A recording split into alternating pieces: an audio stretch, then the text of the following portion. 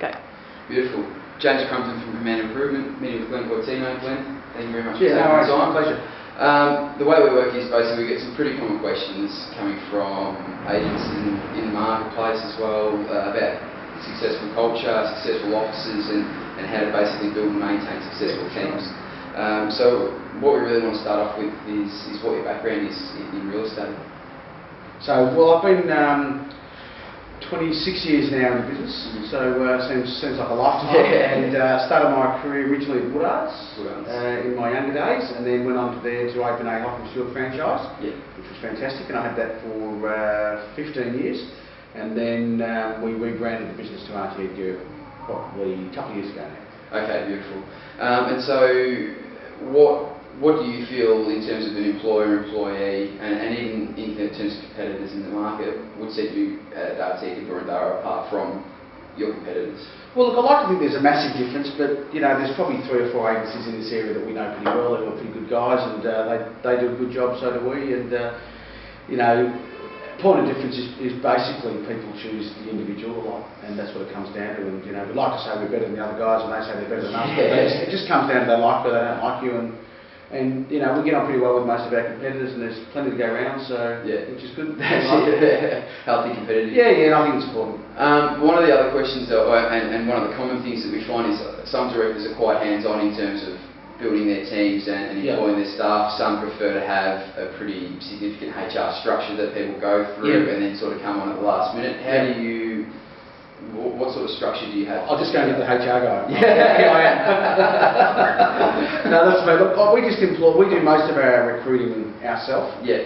Because salespeople often don't get referred to us. We go out and find them in the marketplace, or they come to us and we train them, but we don't often get one from HR. I can't think of the last one we've got, but always open. Yeah, definitely. And when you're saying about obviously finding for yourself or people coming to you, when you're looking at people, do you prefer experience, or would you prefer someone with the right attitude, or both? Look, a bit of both, but attitude's hard to teach. So we basically look for people with a really positive, focused mindset. It helps if they're broke, then they can work hard. And people that are committed, invested in the area. So we like people that live in the patch.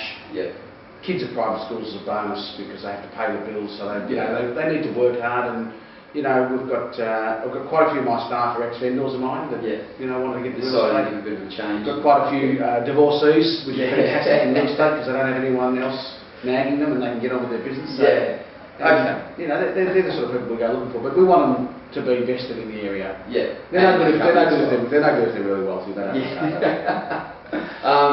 And I think in a market that's difficult to attract, not just attract but retain the right staff, how do you go about creating a point of difference of RT Edgar as an employer? Obviously, aside from the fact that you're here, how do you go about it making, attracting people in a market that's quite tight and retaining people? Look, I think one of the good things about our brand is it does let us into the top end of the market very comfortably, and people that want to sell, because you work just as hard on a flat as you do on a 2 million house. So people that want to sell some of the bigger houses can get a good shot at it at this type of business. And RT Edgar don't have any boundaries, so that's that's probably one of the reasons I So no patches? No, they don't have patches. So I've just sold one in Mount Eliza, Sandringham, one came up in Sandringham, I've done one in Brighton. I'm going anywhere, that's what I wanted as an estate agent. A lot of people like that, they don't like the traditional patches. Some like it works for them. Yeah, okay. But the freedom's good. And in terms of culture, office culture, I mean, we're always going to say that the team all gets along and everyone loves each other and those sorts of things. How do you find the cultures with this office? You've probably got a lot of different people mixed in sort of the mould here as well. Yeah, look, it's nice to say. You'd like to think that everyone says we've got a great team, but that's crap. No one's got a great team. Look, the thing is, I've got 2 brother-in-laws in the business that are partners, Nick and Paul. We've been together for 15 years. I've got a sister-in-law, another sister-in-law, a couple of nieces, nephew. So there's plenty of family in the business. And then I've quite a few of our guys have been with us for a decade, so we've got a good team, and good sales guys come and go. If you get 5 years out of a good salesman, that's fantastic, and then they go, and generally when they say they promise you they're never going to leave, they normally go. So that's okay. I do the same thing, so you can't really hold grudges, because I've moved, and everyone wants to go and do their own thing. That's fine. Our core business is here. We've been here for a while. We own the building. I think that's important that we're solid in this location. Yeah. And then, we don't have any rules and regulations with our sales guys. We just let them do that. We've got a couple of guys and women that work from home that, juggle kids and real estate. Life commitments. Yeah, they don't come in very often. They come in once a week, and that's fine with us. We're pretty casual about that. Yeah. As long as they sell a couple of hours. Exactly, as long as they get the job done. Yeah. How do you think that the culture that you have here, obviously the flexibility you have and the office culture, how do you feel that that's attributed to the success of RTD in Boroondara? I think for people that don't quite fit the mould, there are some people that need to be regimented and they may not fit here, but if they don't quite fit the mould and they like the flexibility and they've got other things in their life to manage, it works really well for them.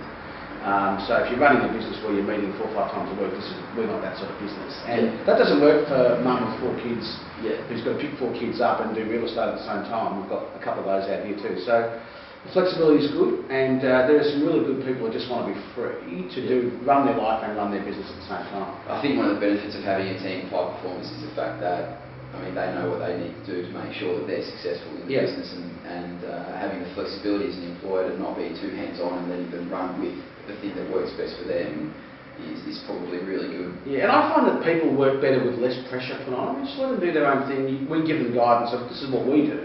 Follow or don't follow, but this is what we do and it works. So if you do it, it'll work for you. My boss tried that and I was in bed till 10 o'clock every day. Doesn't quite work for everybody, but and do you organise any types of social events? Because I know obviously, like most companies, there's things on the social calendar throughout the year, mid-season, end of financial year and those sorts of things. Yeah, look, to be honest, no.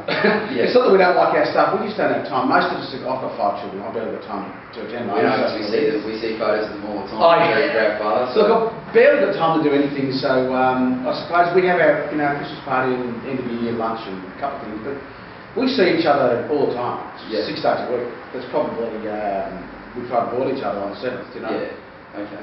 And I guess with limited things on a social calendar to obviously have all the team together and to spend time as a team, how important do you think it is to make sure that people are going to these things like your end of financial year and the Christmas party? They all come because they want to come. We would never force anyone to come, but they all come. But it crosses over a lot because a lot of us have got kids at school together, and a lot of us see each other. We say goodbye at work and then pick the kids up to school. So, or we're in the same footy side, or we've got kids in the same soccer side.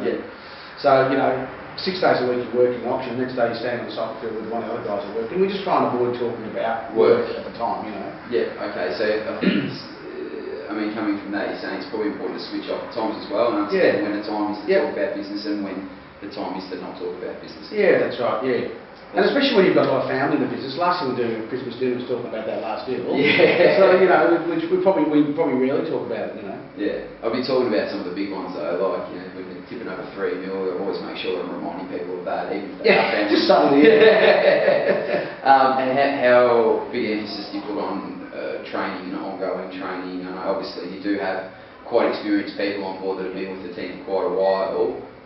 For people that come on that are a bit different, that don't quite have the experience, or... Look, most of the people we go looking for, generally we want a couple of years, at least a year under their belt, so we don't have to train them with the basics, but we don't have time to give them the basics training. But if they've got a bit of sales skill and they've had some time in real estate and they come into our system, then we have a meeting once a week. It's a pretty good training session, they get a few ideas and it's all hands-on. And then our RTM will have a couple of sessions a year, and then there's other things that they can go to of their own choice if they want. But the opportunity is there for anyone who wants to take it. It's whether they do it or not, it's up to them. Yeah, 100%. That's all the questions we really have. So one thing I probably always ask for is a final thought about yourself, about the office, and about your overall, ideas on creating the right culture in offices. Well, I think the thing about an office like real estate is because most people are commission-based, you really have to create a hunting mentality. And that's one of the things that we do, is that we just have to think about the chase. That's our business. If you're not a good chaser, you're not going to make it in real estate. So you have to be a chaser. You have to be used to getting knocked back a lot. Because if you get knocked back 6 times in a row if someone says yes, I'll do it, and that's all part of it. And you have to be a lover of people. People say you like real estate. I'm not really big on houses, but I do like people. And most of my staff, we create that love culture to clients and spoil them rotten. We try very hard to spoil our clients rotten with chocolates and flowers and gifts and just nice things that we like doing with people. 1%ers, and they come back to us. And I've got clients that come back to me after 20, 22, 25 years, and it's hard to have somebody remember you for 25 years. You know, you can barely remember your wife that long, let alone the client. Yeah. So you want people to come back to you and say, you were great 23 years ago. Yeah, mind you, if you did sell their house, they definitely remember who you were. Yeah, they do, yeah. Well, look, even so, there are people that we do business with now that we didn't sell for a decade ago, but we did it well, parted well. And you've got to part well when you lose too, and I think that's a pretty important avenue to our business. And then, you know, I mean, we've got a really good admin staff that support the team, and they're all very friendly, and that's what it's about. It's just trying to work together. Everyone has their own life to lead, but you come together as a culture, and then you vanish and do your own thing. Beautiful. Thank you very much for your time. That's it. No worries. Yeah, my pleasure. All right. Hope that helps.